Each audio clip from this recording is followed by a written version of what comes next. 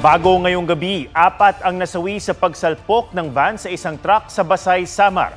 Pinatawan ng LTFRB ng 30-day suspension ng operator ng van. May report si Von Aquino. Dumiretso sa likod na nakaparadang 10-wheel truck ang van na yan na matuli ng takbo sa Basay, Samar nitong Martes. Sa lakas ng pagsalpok, lumusot at nahulog mula sa bintana ang isang pasahero.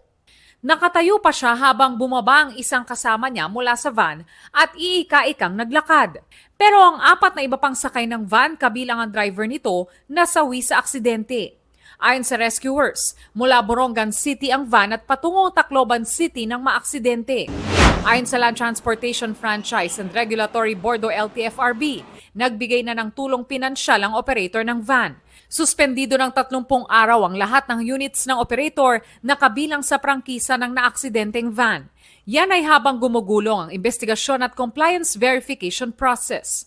Ni-require din ng LTFRB ang operator ng van na isailalim ang lahat ng driver nila sa drug testing at dumalo ng road safety seminar.